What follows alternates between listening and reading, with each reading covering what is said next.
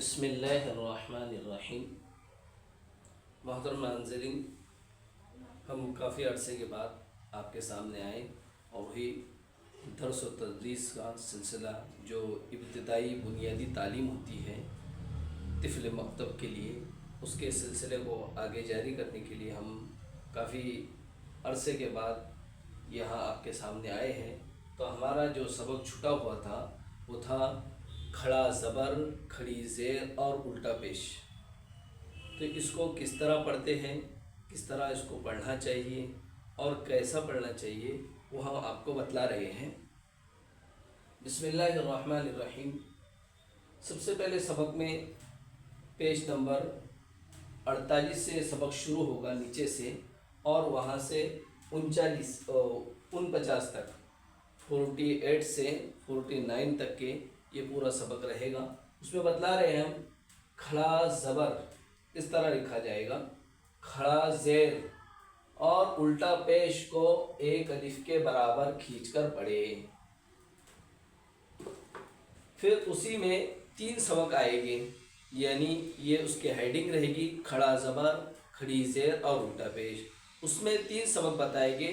Number 1 پر آئے گا کھڑا زبر، پھر اس کو مکمل تختی اور مشق کے ساتھ پورا بیان کیا جائے گا۔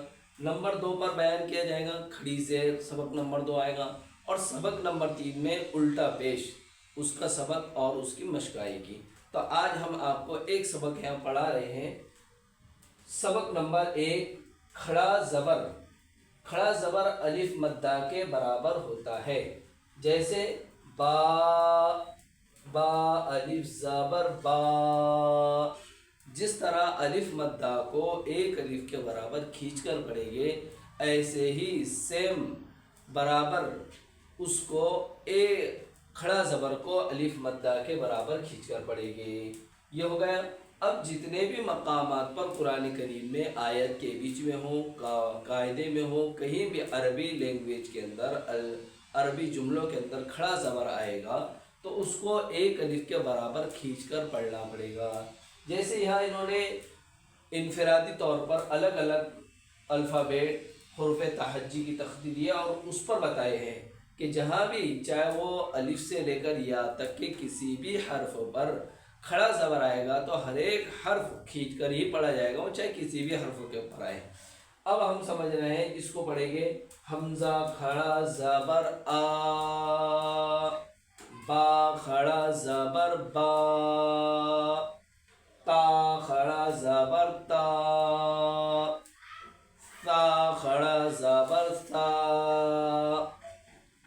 اسی کے ساتھ ساتھ ہم یہ بتاتے ہیں کہ ثا، یہ زبان کی نوک ثنایا علیہ کے کنارے سے ادا ہوتا ہے، تو جب بھی ہم حروف تہجی بھی پڑھیں تو اس کے ساتھ سین، ثا اور صاد میں فرق کر کر پڑھیں۔ جیم کھڑا زبر جا، حا کھڑا زبر حا۔ ابتدائی سے بچوں کو اس بات کا ڈفرینس ہو، فرق ہو کہ بڑی ہا اور چھوٹی ہا میں فرق ہے۔ تو یہاں جو ہے ہا کھڑا زبر ہا، اور ایک چھوٹی آتی ہے تو اس کا مخرج الگ، اس کو الگ ادا کریں گے۔ اس کو پڑھاتے ٹائم پر بھی یہاں بچوں کو یاد آئے گی، سکھائے۔ اس طرح ہا کھڑا زبر ہا، خا کھڑا زبر خا، دال کھڑا زبر دا، ذال کھڑا زبر زا، را کھڑا زبر را، زا کھڑا زبر زا، سین کھڑا زبر سا، شین کھڑا زبر شا،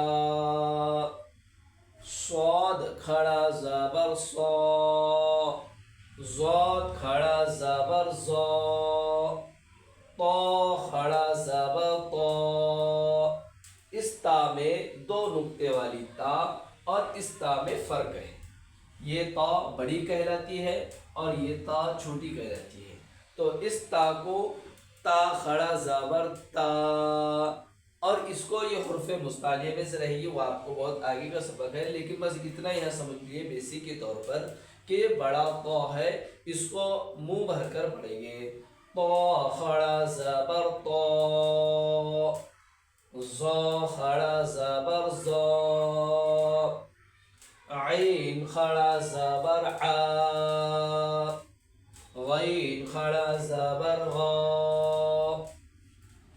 فا خڑا زبر فا، قاف خڑا زبر قا، کاف کھڑا زبر کا، لام کھڑا زبر لا، میم کھڑا زبر ما، نون کھڑا زبر نا، واو کھڑا زبر وا، ہا کھڑا زبر ہا. یہ بتایا تھا ہم نے آپ کو، یہ ہا اور یہ ہا میں فرق ہے. اس کا مخرج وسط حلق ہے اور اس کا اقصائے حلق ہے، تو دونوں میں فرق ہے. تو بچوں کو جب ہم سبق پڑھ رہے ہیں یا سبق پڑھا رہے ہیں اس ٹائم میں ہی اس کو فرق کر کر پڑھیں، تاکہ ہم کو قرآن کریم کو روانگی سے پڑھتے وقت میں بھی سمجھ میں آئے کہ چھوٹا ہے. حمزہ کھڑا زبر آ، یا کھڑا زبر یا. اچھا یہ ہو گئے، ہم نے آپ کو ہجے کر کر بتا دی ہے کہ یہ اس کو اس طرح پڑھنا ہے، پھر تختی ہے. اب آتا ہے اس کا کہ بھائی اس کو اجرا کیسا بتائیں گے، کہ ہر ایک کی ڈیٹیل کیا ہوتی ہے، کیسا سمجھیں گے ہم اس کو. تو اس کے لیے کہ حمزہ کھڑا زبر آ، حمزہ کے اوپر کھڑا زبر ہے، کھڑا زبر برابر الف مدہ کے، الف مدہ کو ایک الف کے برابر کھینچ کر پڑھیں گے. جیسے حمزہ کھڑا زبر آ. اب آپ یہ ایک ایگزامپل کے طور پر، مثال کے طور پر ایک کہ آپ نے اجرا کرا ہے. اب ایسی با کا اجرا، ایسے ہی تا کا اجرا، تو الف با تا سے لے کر یا تک کے ایسی ہوئے گا. جیسے ہم تیسرے نمبر پر بتلا رہے ہیں آپ کو، تا کے اوپر کھڑا زبر ہے، کھڑا زبر برابر الف مدہ کے، الف مدہ کو ایک الف کے برابر کھینچ کر پڑھیں گے. جیسے تا کھڑا زبر تا. اس طرح ساروں کا اجرا بتائیں گے کہ ہم کو پتہ چلنا کہ الف مدہ اس کے اوپر کھڑا زبر آیا تو کیوں کھینچ رہے، اور الف سے پہلے زبر آیا حروف مدہ کے اندر تو اس کو کیوں کھینچ رہے. دونوں کو ایک جیسا بتلا رہے ہیں. دونوں کو ایک جیسا کا مطلب یہ ہے کہ دونوں کو اتنا ہی کھینچ کر پڑھیں گے. اور یہ بھی الف مدہ ہی حقیقتاً میں، اس میں الف مدہ میں الف سے پہلے زبر ہوتا ہے. جیسے یہ با ہے اور اس سے پہلے اس کے بعد الف، اور یہ تو الف سے پہلے زبر آئے تو الف مدہ ہوتا ہے. یہاں ڈائریکٹ ہم با کے اوپر اگر کھڑا زبر لگا کر لکھ رہے ہیں تو یہ بھی الف مدہ ہی کہلائے گا. با کھڑا زبر با، اور یہ با الف زبر با. امید ہے آپ کو یہ چیز سمجھ میں آ گئی ہوگی، اور اگر نہیں سمجھ میں آئی تو آپ ہم کو کسی طرح سوال کر کر اس میں پوچھ سکتے ہیں ہم کو. السلام علیکم.